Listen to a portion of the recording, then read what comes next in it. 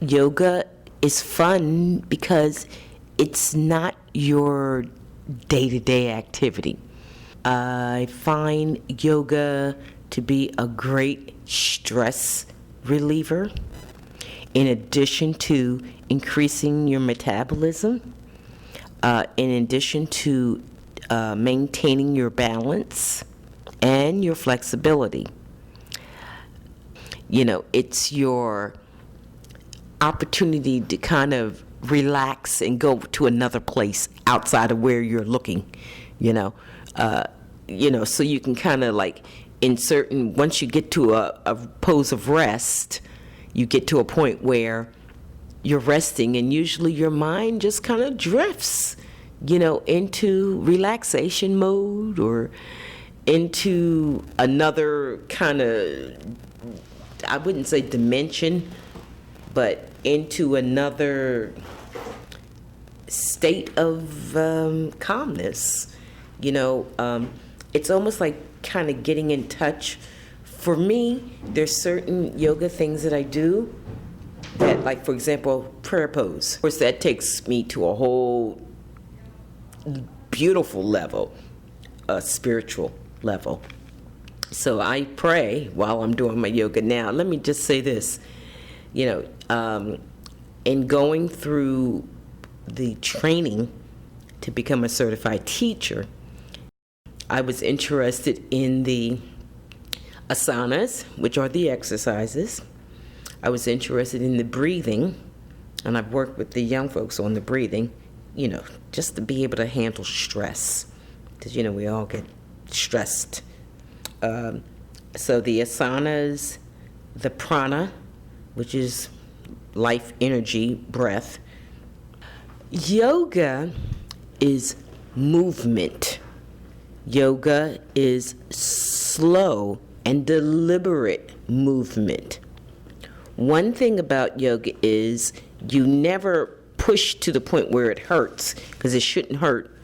You, over time, begin to stretch.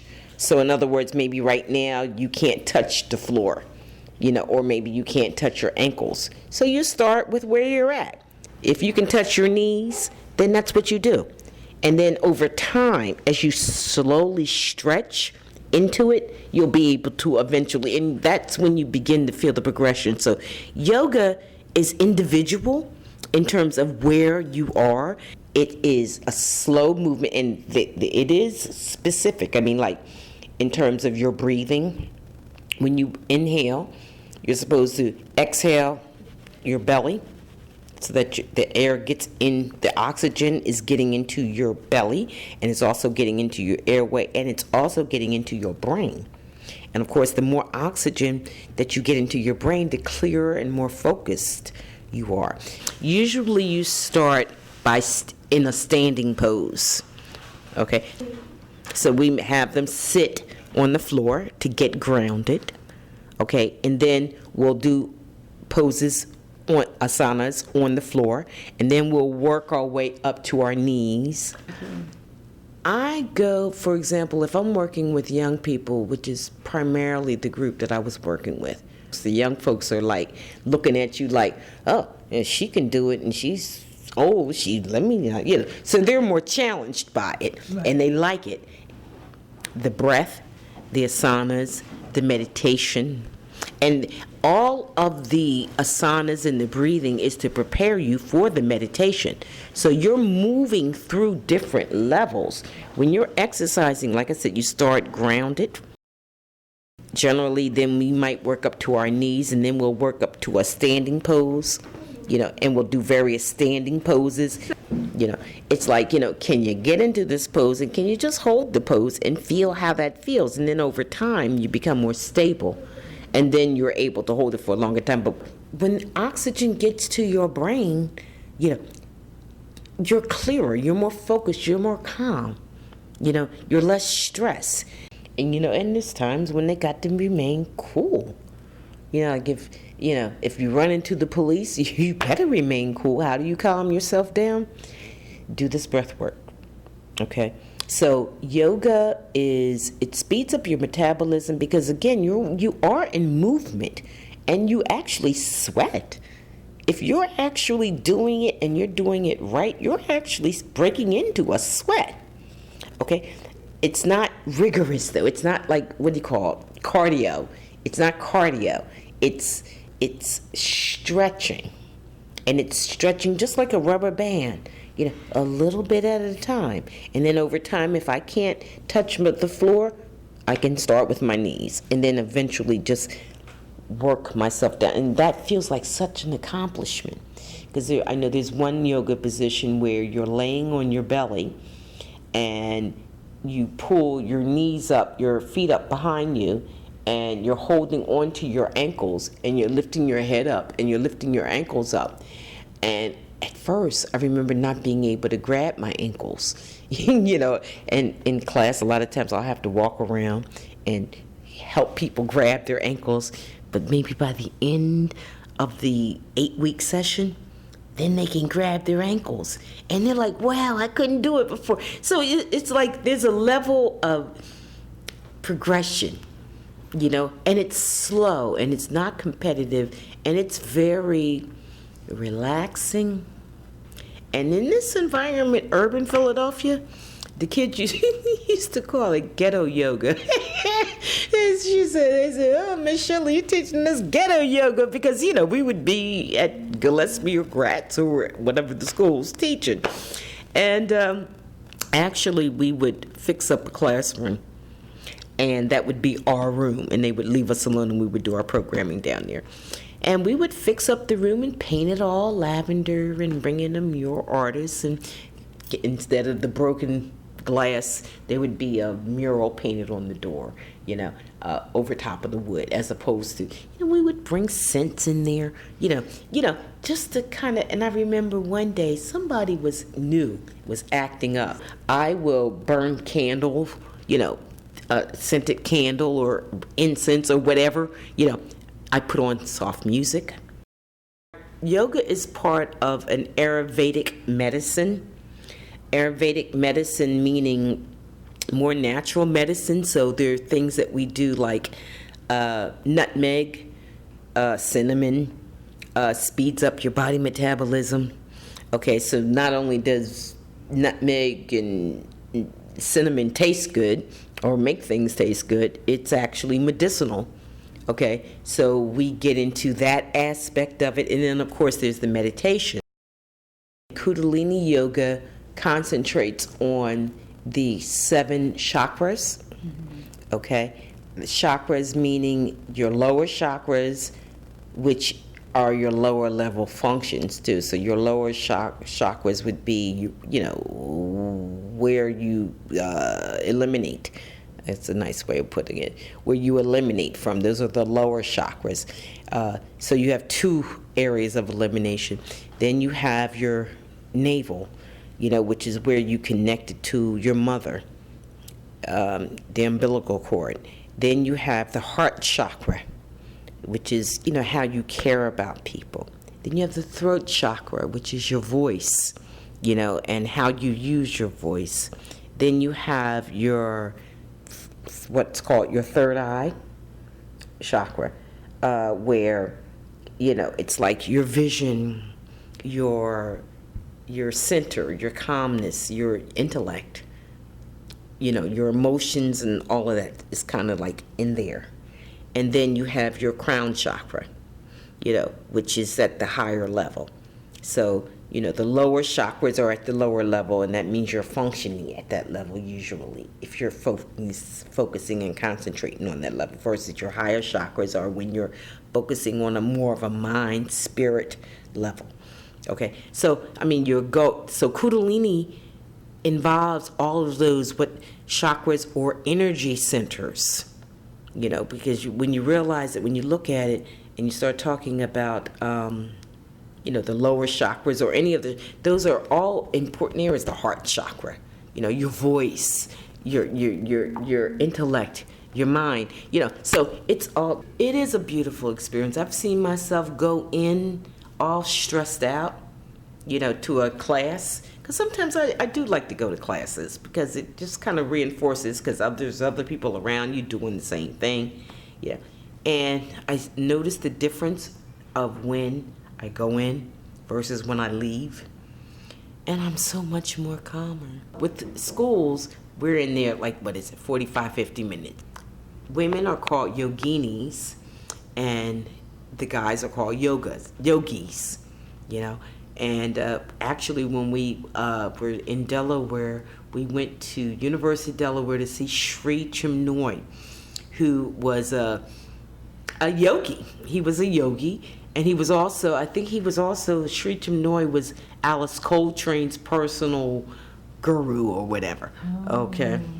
That was interesting, though, because when we went into a large auditorium, and it was a crowded, like, I don't know what, and you could have heard a pin drop, because he was sitting on the stage in a lotus position, and he was talking. And he was like, you could have heard a pin drop, because everybody was trying to hear him, you know? So, I mean, I personally think that yoga increases your senses, you know, your sense of smell, your sense of touch, your sense of sight, your sense of hearing, you know, because of the fact that you're kind of tuning in, and you're kind of like, there's a whole philosophy that goes along with it, like how you eat. You know, you don't consume dead meat, okay? You're consuming live stuff, you know, because you want to live, you know. So yoga kind of takes you through the flow and the oxygen, you know, and the breathing and the movement, and it's slow and it's deliberate, and it's focusing on not just flexibility but balance, which as we get older, you know, you see people walking around with canes and stuff like that.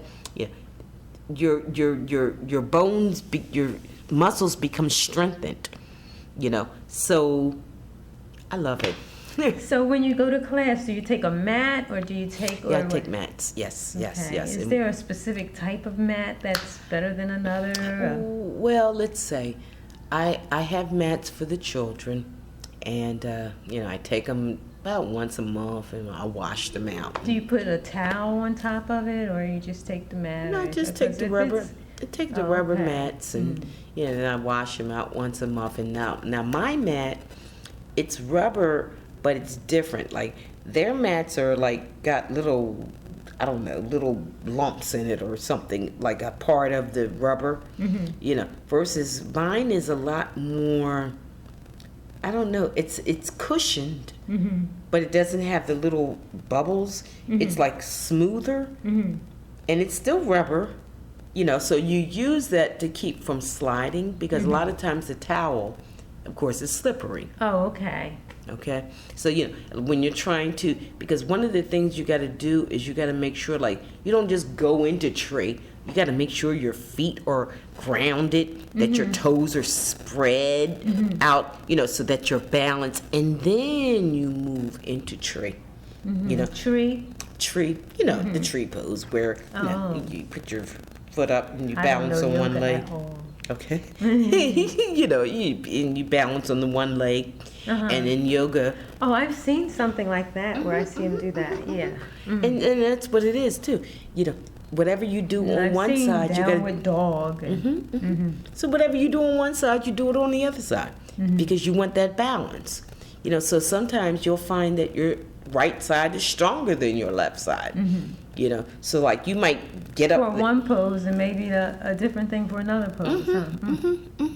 You know, and that's the other thing that it helps, because it strengthens you, so that if you're weaker on your left side, you know, but you keep practicing it over time, you know, you'll understand how to lock your toes into the ground, how to lock your knee so that you're not, you know, your knee is stable, you know, and you'll become stronger over time, and you'll be able to stay in that position longer. So if you have access to yoga, like I just became a member of the Kroc Center, and they have different type. One, I've seen hatha yoga, but I don't see it all the time, but I've seen some other yoga. Would you just recommend taking any yoga?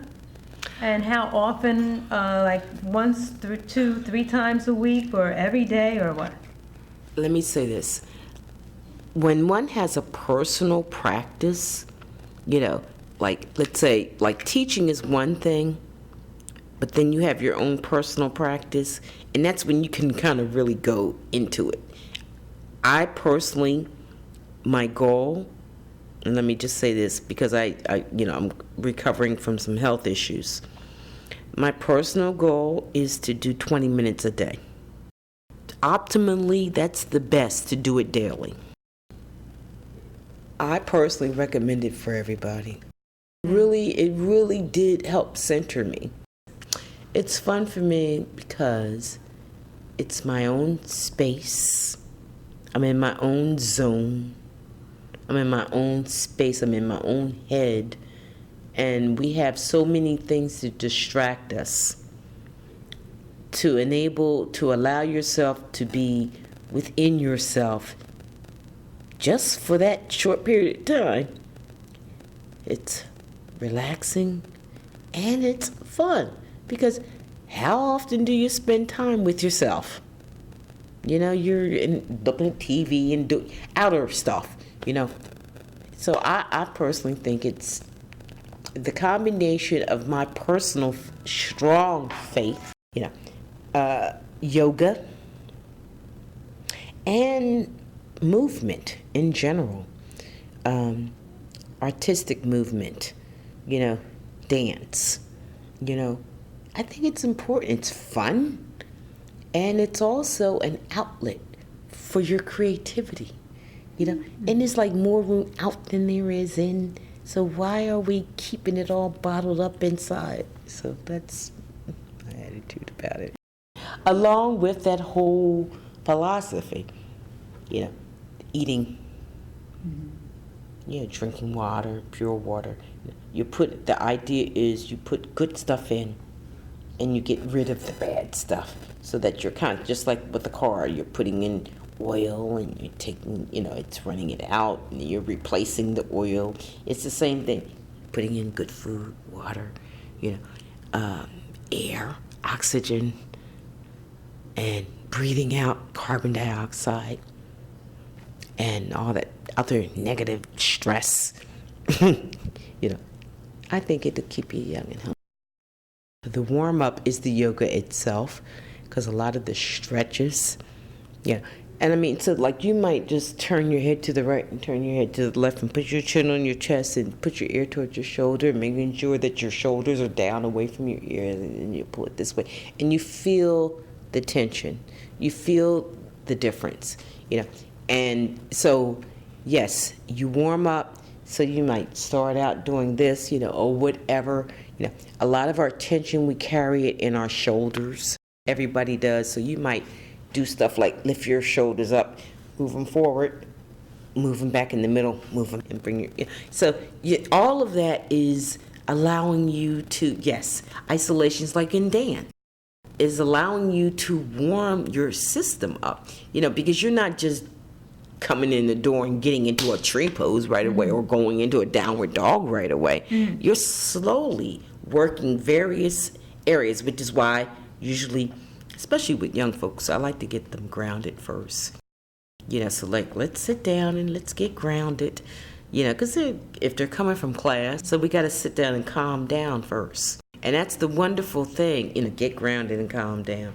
That's the wonderful thing, and I've watched the transition. I've seen me take a so-called, quote, problem child out of the classroom. I'll say, come on with me. And we'll go and we'll work out. How you feel now? They feel better.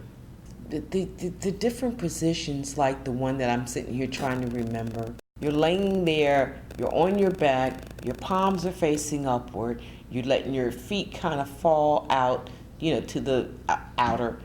And like I said, you're tightening and you're just relaxing into the mat. And so you're in complete rest. And usually then you'll turn to the side, and you'll get into, you kind of, what do you say, bend your knees a little bit and turn to the side. And then you wake them up, and usually I have a little bell. And I ring the bell. I did some classes for the teachers. Oh my God, they were so stressed out. This was at a school where they were about to close, the school. Some of these teachers had been there for like 30 years. Sounds like Germantown or something. Oh, yeah, it was. It was. I forget. It was in North Philadelphia, but they were stressed out. And I rang the bell. You know, when we're finished, nobody moved. I rang it again, and I looked up at the gym teacher, and he looked at me, and he's like, "Well, ring it again." And I rang it again. I mean, they were so stressed, and now they're relaxed. They were so relaxed. And they were in another state. Yeah, they were in another whole. I was amazed. I didn't know it could do it like that. And that was the first time I've ever seen that. Oh, wow. And some of them you can tell in terms of just stress that they carried. You know, there was one guy. Generally, the girls are a lot more flexible. The guys.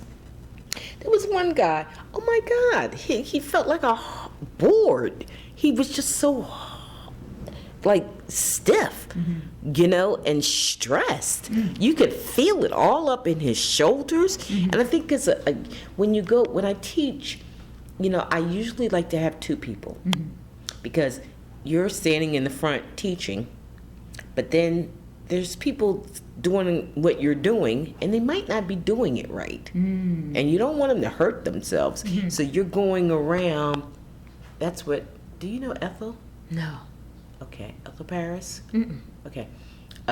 Somebody I knew her. Anyway, she and I would teach often together. And she's been doing it also since like in the 70s. And with the children, we want them to get into the right position. So we'll go around and make adjustments. You know, we find that people are having difficulty doing something, you know. No, you adjust, you know, bend your knee and rest your, you know. And so we're helping them individually.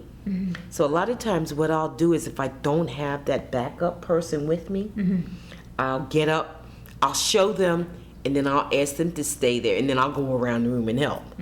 But I like it best when there's two people around, because that way you can do both at the same time. And this teacher was like, I've never seen anybody that was that uptight. Yeah, and he was one of the ones that when we were finished and rang the bell, he didn't move. So no, yoga really does have Thanks, I needed that. yeah, it really does have a very calming effect. Oh, I have to get into Yeah, it. The yeah. way you discuss it. Oh my God. Yeah, I and don't know what I've been missing. yeah, I'm serious. And most people just think it's just exercise, and it's just not. It's this whole I've been mind, saying body. I'm going to do yoga. I'm going to do, but I never did get around to it. But And I'm so I gotta glad. get to it. I'm so glad I stumbled across yoga when I was young, while I still was wanting to do that. Right, that whole ashram thing. That sounds Oh nice. man, that was I'll never forget it. That was one of my beautiful life experiences that I'll just always remember. It reminds me of the Beatles going to India and learning whatever they learned. Remember, because they kind of publicized the fact that they were getting into meditation and transcendental, and they I kind of remember them walking around with white on somehow. Yeah, But I don't really remember the whole thing. And but I think they may have spread that whole movement more than anyone else because they were so popular and they went through it. So, because you're right, it really didn't hit, as far as I know, the Western culture until I'd say around in the 60s. You know, with the whole peace movement and all that type of thing. But prior to that, the 50s, I don't remember any discussion about that. No. Yeah. It So really, I think, became popular in the 70s with the Beatles because we saw the Beatles grow their long beards and they had some kind of a guru who was teaching them or something from India. And then there were other Indian people who were coming overseas professing to be spiritual leaders that we wanted to learn, well, what do they know? This transcendental meditation stuff, the ability to move things with your mind.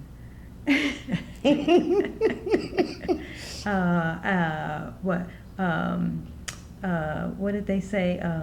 When the moon is. So we went through all of. Sun. Yeah, we went through all of the zodiac stuff. We started learning about the zodiac, And that's and we another. start asking them, well, what's your sign? What's your sign? What's your sign? And they had the sun salutation in yoga, which is a series of about 7 to 8 movements where you're moving through downward dog and upward dog, and then you're coming back, and then you're, stretching out. I mean, so it's like a series, and it's called sun salutation. You get to the front of your mat, and you come up. So it's like they say if you did 10 of those a day, you would really be in excellent shape